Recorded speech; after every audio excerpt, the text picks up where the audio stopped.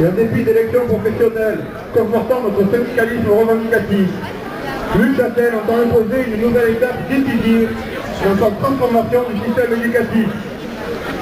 Sa volonté de passer en force des textes établissant de nouvelles règles d'évaluation de personnel traduit son mépris pour nos métiers et le peu de cas qu'il fait de la qualité des missions remplis par les enseignants, CPE et COPSI. Les objectifs réels de tels projets, à l'instar de l'instauration d'une journée de carence pour les agents de la fonction publique, visent essentiellement à la mise au pas des agents.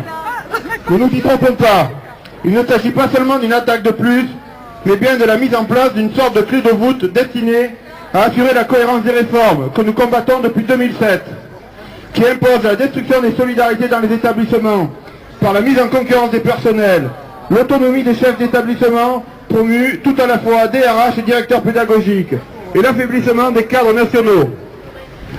L'heure n'est pas à débattre des bienfaits ou dérives que nous connaissons tous de l'inspection, mais de refuser massivement que l'évaluation de notre activité professionnelle en ignore la réalité et ne vise qu'à un encadrement renforcé et une mise sous tutelle, au mépris des besoins pédagogiques qu'imposent la lutte contre l'échec scolaire et l'ambition pour tous.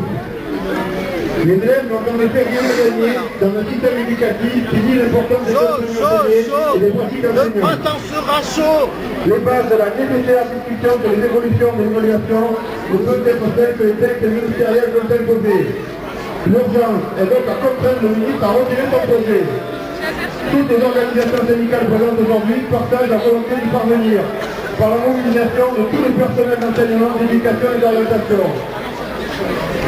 Tous, à l'initiative des syndicats du secondaire de la FFC, appellent à signer la pétition unitaire. Le projet de budget 2012, avec 14 000 postes qui seraient supprimés, dont près de 9 000 dans le second degré, est une nouvelle attaque contre le service public d'éducation et ses missions. Comment faire progresser les élèves avec des effectifs pléthoriques en classe, des compétitions de mission, des personnels de plus en plus saturés. Nous ne resterons pas à cette journée de grève. Nous prenons donc déjà rendez-vous pour le mois de janvier, pour le respect des personnels et de leur statut, pour notre budget, pour notre école. Nous ne lâcherons pas, nous ne serons reculer.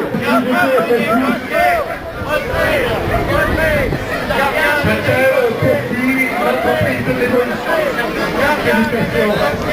Il ne veut pas faire ce travail en cachant ses essentielles.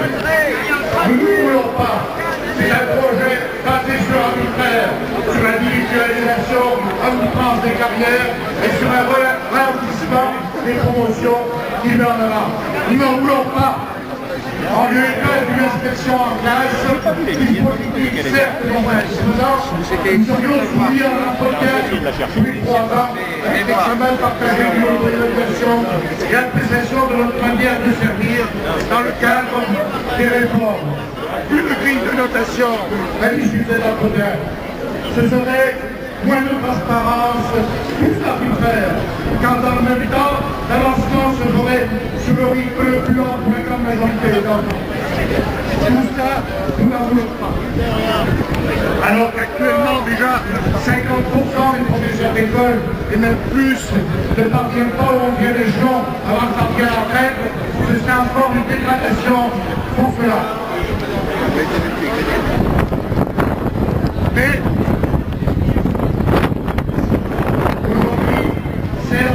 la grève n'a pas rassemblé le maximum de grève. Pour autant, la profession est mobilisée. Plus de 50 000 signatures sur la pétition, notamment le retrait du projet. Le ministre a déjà dû tenir compte de cela. Il ne présentera pas son projet au projet des ingénieurs de l'éducation nationale. Poursuivons l'action ensemble. C'est ce que propose la FSU. L'optimité, car dès les premiers mois de janvier, ce sera la mobilisation nécessaire par rapport à la carte scolaire, par rapport à un projet qui a été voté, qui poursuit la destruction de l'école. Pour l'ambition d'un grand service public, pour une véritable politique nationale d'éducation, en avant toutes.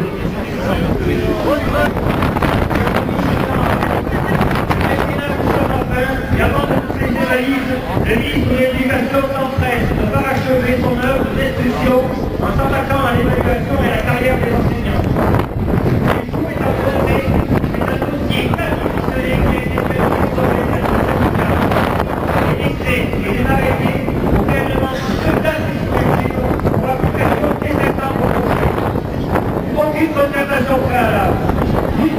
qualifie, conduite par une entreprise privée sur un panel d'enseignants. La question de l'évaluation, comme celle de la carrière des enseignants, était pourtant une nouvelle approche. La première, parce que trop ponctuelle, trop subjective, trop individuelle. L'autre, parce qu'une revalorisation financière ne peut plus attendre. Ce ne sont pas ces aspects qui ont guidé la plume ministérielle. De revalorisation, il n'en est pas question puisque le projet permet des économies sur le coût des personnels. Quant à l'évaluation sous cette formule, elle est le prétexte pour confier au supérieur hiérarchique un pouvoir absolu, celui de désigner nommément les plus méritants au risque de disloquer les équipes. Pour le résultat, ce projet est néfaste. Il est inséré dans un dispositif dont la finalité profonde est à terme la mise en concurrence entre personnel et établissement. Ce n'est pas notre conception de l'école de la République.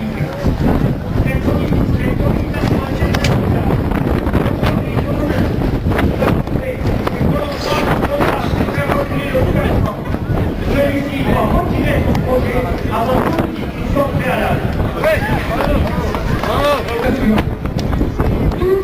Les fédérations syndicales, FSU, UNSA, FO, SUD, CGT, les syndicats du premier et second degré, les syndicats d'inspecteurs ont appelé à la grève sur la revendication très unanime du retrait de ces textes.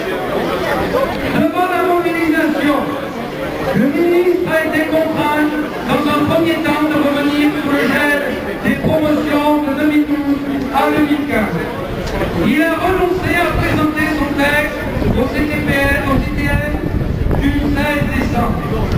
Dans un deuxième temps, il a tenté de désamorcer la mobilisation des personnels en proposant un simulacre de négociation pour ces textes. Les fédérations syndicales, à l'exception du CFDT, lui ont répondu maintenant en confirmant leur appel à la grève. Elles considèrent que les annonces ministérielles ne répondent pas à leur attente et confirment leur demande de retrait du projet de décret et d'arrêté. Des centaines d'AG se sont tenus dans les établissements. Des centaines de prises de position ont été adoptées dans les écoles, lycées, collèges pour le retrait. Il y a eu aussi la pétition le retrait des textes est le préalable à toute discussion. Les personnels ne veulent pas de l'arbitraire dans la gestion de leur carrière.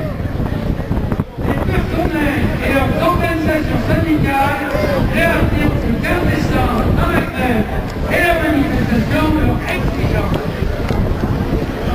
C'est la puissance de la mobilisation qui a contraint le ministère à opérer un premier recul.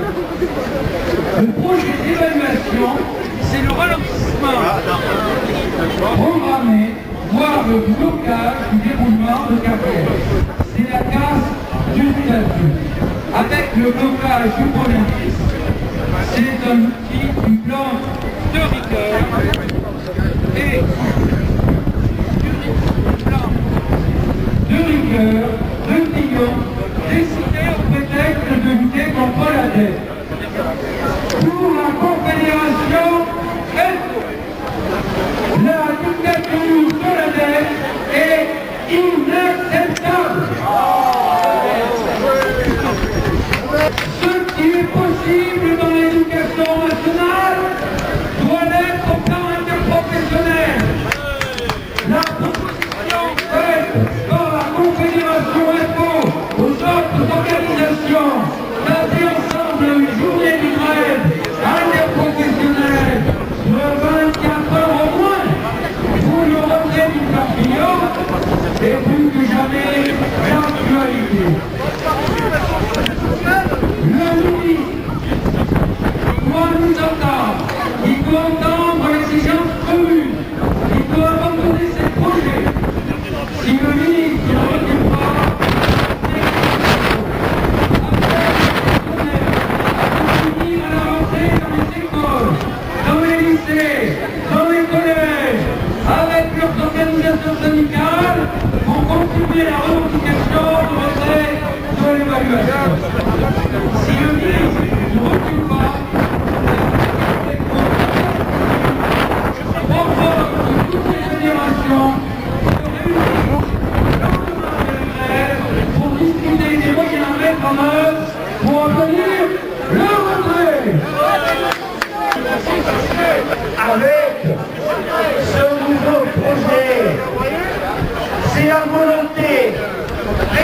continuer de mettre les enseignants encore un peu plus sous surveillance. Et votre présence ici aujourd'hui témoigne que nous ne serons jamais d'accord. Parce que, comme nous l'avons scandé, la hiérarchie, c'est comme les étagères. Plus c'est haut, et moins ça sert. La hiérarchie, c'est comme les étagères.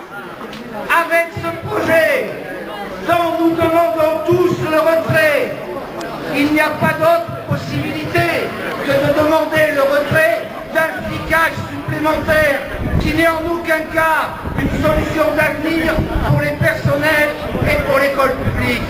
Mais derrière ce projet se cache aussi la volonté de réduire les salaires. C'est une première attaque contre les salaires des enseignants et après ce sera pour l'ensemble de la fonction publique, de la part de ceux qui aujourd'hui nous disent que nous aurions une dette.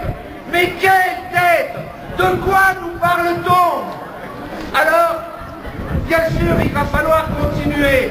Et nous appelons au nom de Sud Éducation l'ensemble des personnels à se réunir dans les établissements dès la rentrée pour mettre en place la lutte nécessaire pour les faire reculer sur ce projet, mais aussi sur les projets de carte scolaire. Et pour leur montrer que nous allons continuer et que cette dette n'est pas la nôtre et que nous ne voulons pas la payer, que derrière tous ces projets, il y a l'idée que nous aurions vécu au-dessus de nos moyens. Au-dessus de quels moyens? Vous voyez, vous, autour de vous, des gens qui vivent au-dessus de leurs moyens? Oui, on en voit tous les jours à la télé, les amis du gouvernement.